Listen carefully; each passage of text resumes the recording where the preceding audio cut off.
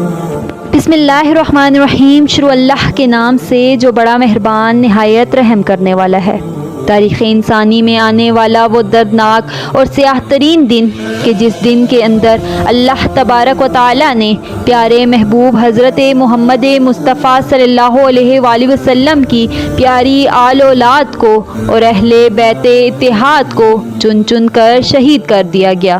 اور ظلم کی انتہا یہاں تک کر دی کہ حضور اکرم صلی اللہ علیہ وآلہ وسلم کے اہل بیت کی گردنوں کو ان کے جسموں سے جدا کر کے کربلا کی زمین کو خون سے رنگ دیا گیا۔ پیارے دوستو، آج کی اس ویڈیو میں ہم آپ کو بتائیں گے کہ جب حضرت حسین رضی اللہ تعالیٰ عنہ بچپن ہی سے یہ بات جانتے تھے کہ ان کو 10 محرم الحرام میں کربلا میں شہید کر دیا جائے گا، تو اس کے باوجود حضرت امام حسین رضی اللہ تعالیٰ عنہ اپنے اہل بیت اتحاد کو لے کر کربلا کیوں گئے، اور حضرت امام حسین رضی اللہ تعالیٰ عنہ کو دھوکے کے ساتھ کربلا کس طرح بلایا گیا، اور جب چند لوگوں کے علاوہ تمام قوم یزید کی بیعت کر چکی تھی تو اس کے باوجود ایسا کون سا ڈر تھا جس کی وجہ سے یزید کا امام حسین رضی اللہ تعالیٰ عنہ سے بیعت لینا ضروری تھا۔ پیارے دوستو، ان تمام تر سوالات کے جوابات قرآن و حدیث کی روشنی میں آج کی اس ویڈیو میں بتائیں گے، لہٰذا آپ سے گزارش ہے کہ اس ویڈیو کو آخر تک ضرور دیکھیں۔ پیارے دوستو، 10 محرم الحرام ایک ایسا بابرکت اور ایک ایسا خاص دن ہے کہ جس دن کو حضرت آدم علیہ السلام سے لے کر قیامت تک ایک خاص نسبت حاصل ہے۔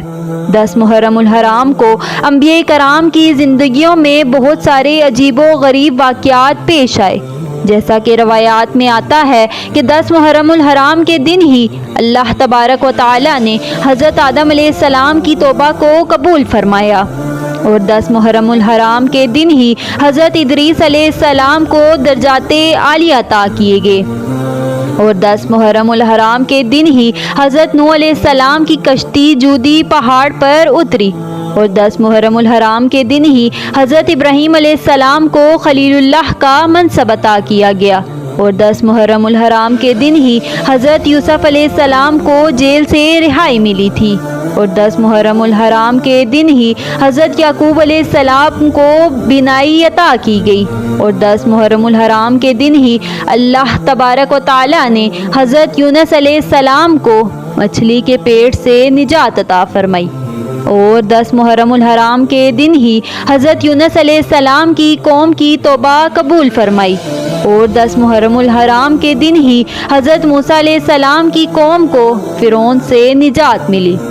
اور 10 محرم الحرام کے دن ہی حضرت عیسیٰ علیہ السلام کو زندہ آسمانوں پر اٹھایا گیا، اور یہ 10 محرم الحرام کا دن ہی تھا کہ جس دن نواسۂ رسول حضرت امام حسین رضی اللہ تعالیٰ عنہ نے جام شہادت نوش فرمائی، اور وہ 10 محرم الحرام کا ہی دن ہوگا کہ جس دن اللہ تبارک و تعالیٰ اس دنیا کو صفحہ ہستی سے ختم کرے گا اور قیامت قائم کی جائے گی۔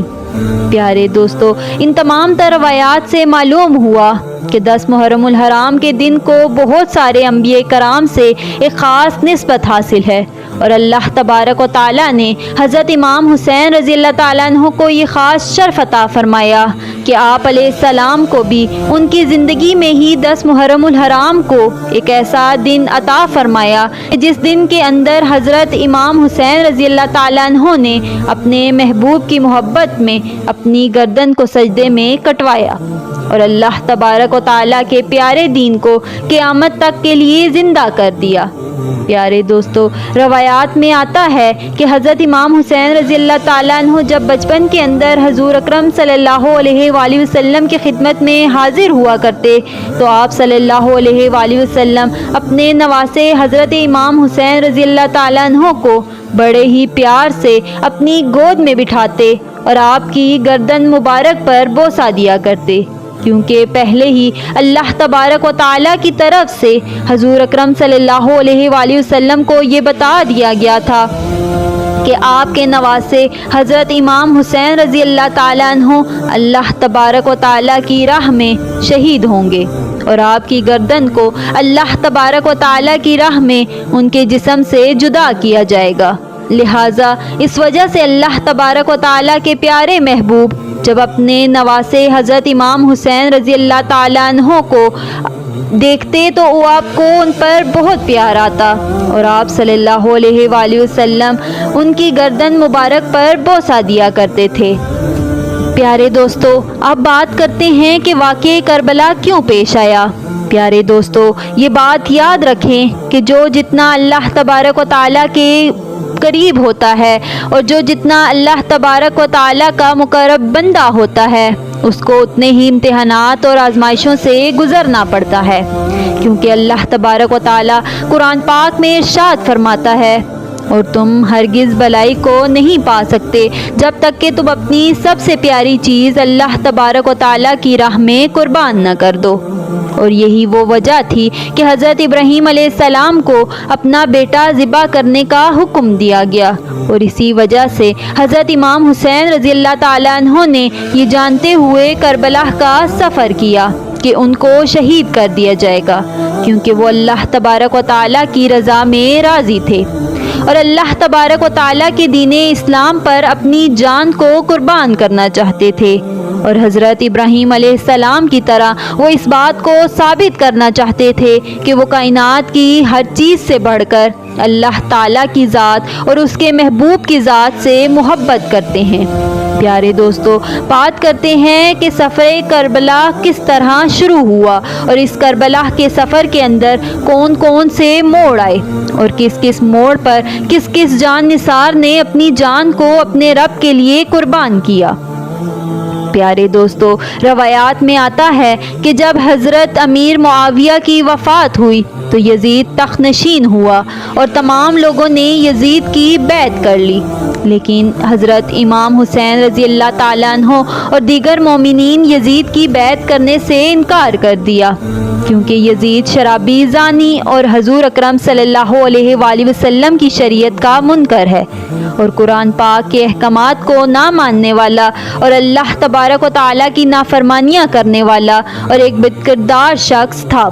یہی وجہ تھی کہ یزید کے تخت نشین ہوتے ہی حضرت امام حسین رضی اللہ تعالیٰ عنہ نے یزید کی بیعت کرنے سے انکار کر دیا۔ پیارے دوستو، یزید کو اس بات کا ڈر تھا کہ اگر امام حسین رضی اللہ تعالیٰ عنہ نے بیعت قبول نہ کی تو ایک دن ایسا آئے گا کہ تمام لوگ میری بیعت کو توڑ دیں گے اور حضرت امام حسین رضی اللہ تعالیٰ عنہ کے ہاتھ پر بیعت کر لیں گے۔ لہٰذا اسی ڈر کی وجہ سے یزید نے مدینہ کے گورنر ولید بن عتبہ کو ایک خط لکھا اور اس خط میں تحریر کیا کہ حسین ابن علی اور عبداللہ ابن عمر اور حضرت عبداللہ ابن زبیر رضی اللہ تعالیٰ عنہ سے فوراً بیعت لی جائے، اور اگر یہ لوگ میری بیعت کرنے سے انکار کر دیں تو ان پر ظلم و ستم کیا جائے۔ ادھر جب حضرت امام حسین رضی اللہ تعالیٰ عنہ کو اس بات کی خبر ملی تو حضرت امام حسین رضی اللہ تعالیٰ عنہ نے یزید کی بیعت کرنے سے صاف انکار کر دیا، کیونکہ حضرت امام حسین رضی اللہ تعالیٰ عنہ کے نزدیک یزید مسلمانوں کا خلیفہ بننے کے لائق نہیں تھا،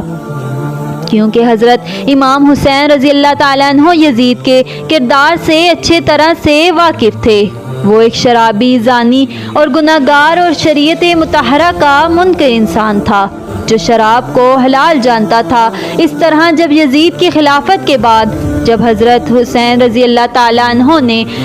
مدینہ چھوڑ دیا اور آپ علیہ السلام مکہ چلے گئے تو اس وقت کفیوں نے حضرت امام حسین رضی اللہ تعالیٰ عنہ کو بہت سارے خط لکھے اور کفیوں نے حضرت امام حسین رضی اللہ تعالیٰ عنہ کو اس بات پر زور دیا کہ آپ کوفہ تشریف لے آئیں۔ یہاں پر یزید کا ظلم و ستم حد سے زیادہ بڑھ چکا ہے، ہم آپ کے ساتھ ہیں اور ہم آپ ہی کے ہاتھ پر بیعت کریں گے اور یزید کی بیعت ہمیں ہرگز قبول نہیں ہے۔ چنانچہ جب حضرت امام حسین رضی اللہ تعالیٰ عنہ کو کفیوں کی جانب سے ایسے بہت سارے خط موصول ہوئے تو حضرت امام حسین رضی اللہ تعالیٰ عنہ نے کفیوں پر یقین کرتے ہوئے حالات کا جائزہ لینے کے لیے اپنے پیارے بھائی حضرت مسلم بن عقیل رضی اللہ تعالیٰ عنہ کو کوفہ کی طرف روانہ کر دیا۔ चनाचा हज़रत इमाम हुसैन रज़ी अल्लाह ताला अन्हो के चचाजाद भाई हज़रत मुस्लिम बिन अकील रज़ी अल्लाह ताला अन्हो जब हज़रत इमाम हुसैन रज़ी अल्लाह ताला अन्हो का हुक्म पाते ही कुफा की तरफ रवाना हो गए। जब हज़रत मुस्लिम बिन अकील रज़ी अल्लाह ताला अन्हो कुफा में पहुँचे तो कुफा के लोगों ने बहुत ही इज़्ज़त और एहतराम के साथ हज़रत मुस्लिम बिन अकील रज़ी अल्लाह ताला अन्हो का इस्तकबाल किया और बेइंतहा मोहब्बतों से नवाजा। यहाँ तक कि 18,000 कुफियों ने हज़रत मुस्लिम बिन अकील रज़ी अल्लाह ताला अन्हो के हाथ पर बैत कर ली। इस तरह जब हज़रत मुस्लिम बिन अकील रज़ी अल्लाह ताला अन्हो ने कुफा के लोगों का ये रवैया देखा, ये प्यार देखा, तो इस वक्त हज़रत मुस्लिम बिन अकील रज़ी अल्लाह ताला अन्हो ने हज़रत इमाम हुसैन रज़ी अल्लाह ताला अन्हो की तरफ एक ख़त भेजा जिसके अंदर ये तहरीर फरमाया कि आप जितनी जल्दी हो सके कुफा तशरीफ़ ले आएँ। कुफा के लोग आपके हाथ पर बैत करना चाहते हैं और आपके साथ हैं। चनाचा जैसे ही ये ख़त हज़रत इमाम हुसैन रज़ी अल्लाह ताला अन्हो तक पहुँचा तो इस ख़त को पढ़ने के बाद फ़ौरन हज़रत इमाम हुसैन रज़ी अल्लाह ताला अन्हो ने कुफा की तरफ रवानगी इख्तियार की और अपने अहले बैते इत्तिहार को लेकर कुफा की तरफ रवाना हो गए। प्यारे दोस्तों, इधर हज़रत इमाम हुसैन रज़ी अल्लाह ताला अन्हो अपने अहले बैते इत्तिहार को लेकर कुफा की तरफ रवाना थे और उधर कुफा के लोगों ने यजीद के साथ मिलकर बगावत कर दी और हज़रत मुस्लिम बिन अकील रज़ी अल्लाह ताला अन्हो को बेदर्दी के साथ शहीद कर दिया। एकदम से कुफा के हालात इस तरह बदल गए कि जो लोग हज़रत इमाम हुसैन रज़ी अल्लाह ताला अन्हो और हज़रत मुस्लिम बिन अकील रज़ी अल्लाह ताला अन्हो के साथ मोहब्बत का दावा करते थे वही उनकी जान के दुश्मन बन गए। प्यारे दोस्तों, इस सफ़र के दौरान हज़रत इमाम हुसैन रज़ी अल्लाह ताला अन्हो को कुफियों के बगावत की ख़बर मिली और ये ख़बर भी मिली कि हज़रत मुस्लिम बिन अकील रज़ी अल्लाह ताला अन्हो को शहीद कर दिया गया है। लेकिन इसके बावजूद हज़रत इमाम हुसैन रज़ी अल्लाह ताला अन्हो ने कुफा के सफ़र को जारी रखा। इधर यजीदी फ़ौज इस बात का इंतज़ार कर रही थी कि कब हज़रत इमाम हुसैन रज़ी अल्लाह ताला अन्हो का लश्कर कुफा में दाखिल हो और कब हम लोग हज़रत इमाम हुसैन रज़ी अल्लाह ताला अन्हो के लश्कर को घेर कर उनको बैत के लिए मजबूर करें। चनाचा जैसे ही हज़रत इमाम हुसैन रज़ी अल्लाह ताला अन्हो कुफा के करीब पहुँचे तो यजीदी लश्कर ने हज़रत इमाम हुसैन रज़ी अल्लाह ताला अन्हो के काफ़िले को घेर लिया और आपको कुफा में दाखिल होने से मना कर दिया और आपको मैदान करबला की तरफ जाने पर मजबूर किया। चनाचा इस वक्त हज़रत इमाम हुसैन रज़ी अल्लाह ताला अन्हो फरमाने लगे कि मैं अहले कुफा के कहने पर ही आया हूँ, अगर तुम लोग मुझे कुफा में दाखिल नहीं होने देते तो मैं वापस चला जाता हूँ। लेकिन यजीदी फ़ौज ने हज़रत इमाम हुसैन रज़ी अल्लाह ताला अन्हो को कुफा में दाखिल होने नहीं दिया। तो इस वक्त हज़रत इमाम हुसैन रज़ी अल्लाह ताला अन्हो ने अपना रास्ता बदल लिया और आप चलते चलते इस मैदान में आ गए जिस मैदान के अंदर आपको शहीद होना था। जब आप करबला के मैदान के करीब पहुँचे तो आप रज़ी अल्लाह ताला अन्हो ने एक शख्स से पूछा, ये कौन सी जगह है? तो इस शख्स ने हज़रत इमाम हुसैन रज़ी अल्लाह ताला अन्हो को बताया कि ये करबला है। तो इस वक्त हज़रत इमाम हुसैन रज़ी अल्लाह ताला अन्हो ने अपने लश्कर को हुक्म दिया कि यहीं पर खैमा लगा दिया जाए, यही हमारी मंजिल है। इस तरह हज़रत इमाम हुसैन रज़ी अल्लाह ताला अन्हो मक्का से करबला में पहुँचे और इधर जब यजीदी फ़ौज को इस बात का इल्म हुआ कि हज़रत इमाम हुसैन रज़ी अल्लाह ताला अन्हो करबला के अंदर पहुँच चुके हैं तो इस वक्त यजीद ने एक बहुत बड़ा लश्कर जब हज़रत इमाम हुसैन रज़ी अल्लाह ताला अन्हो की तरफ भेजा। इस लश्कर की सिपा सलारी इब्ने साद कर रहा था। चनाचा जब इब्ने साद का ये यजीदी लश्कर हज़रत इमाम हुसैन रज़ी अल्लाह ताला अन्हो के पास आया तो उन्होंने हज़रत इमाम हुसैन रज़ी अल्लाह ताला अन्हो को यजीद की बैत करने का कहा। लेकिन जब हज़रत इमाम हुसैन रज़ी अल्लाह ताला अन्हो ने ये जवाब दिया कि या तो मुझे यजीद के पास ले चलो या मुझे यहाँ से वापस जाने दो, लेकिन इब्ने साद ने हज़रत इमाम हुसैन रज़ी अल्लाह ताला अन्हो की इन दोनों बातों में से कोई भी बात ना मानी और आपको मुसलसल बैत करने के लिए मजबूर करता रहा। پیارے دوستو، اس طرح دن گزرتے چلے گئے، یہاں تک کہ 3 محرم الحرام کا دن آ گیا۔ چنانچہ 3 محرم الحرام کے دن یزید نے حضرت امام حسین رضی اللہ تعالیٰ عنہ کے سامنے اپنا 22,000 کا لشکر بھیج دیا۔ پیارے دوستو، اس بات کا اندازہ لگائیں کہ ایک طرف حضرت امام حسین رضی اللہ تعالیٰ عنہ کا لشکر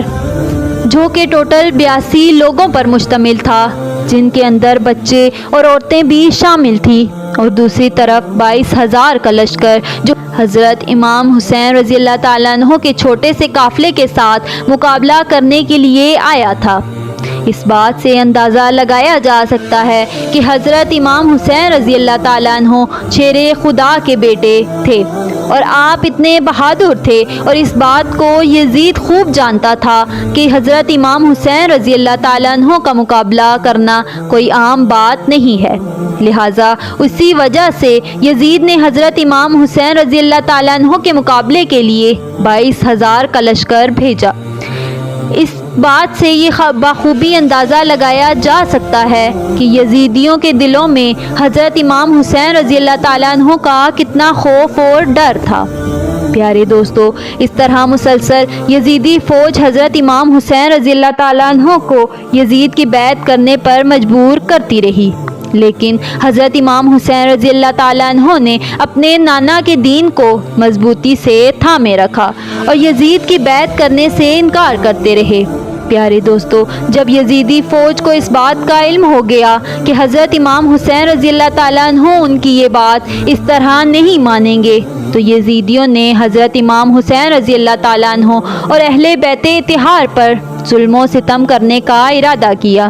چنانچہ 7 محرم الحرام کے دن یزیدیوں نے حضرت امام حسین رضی اللہ تعالیٰ عنہ اور اہل بیت اطہار پر پانی بند کر دیا۔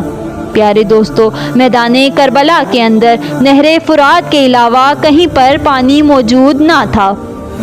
وہیں سے تمام لوگ پانی پیا کرتے تھے، لیکن اب پہلے بیت پر یہ ظلم کیا گیا کہ تپتی ریت پر حضرت امام حسین رضی اللہ تعالیٰ عنہ اور آپ کی آل و اولاد پر پانی بند کر دیا گیا۔ وقت گزرنے کے ساتھ ساتھ اہل بیت اطہار کے چھوٹے چھوٹے بچے پیاس کے ساتھ بلکنے لگے اور پیاس کے ساتھ رونے لگے، اور پیاس کی شدت کی وجہ سے حضرت امام حسین رضی اللہ تعالیٰ عنہ کی آل اولاد اور پاک دامن عورتوں کا بھی برا حال ہو چکا تھا۔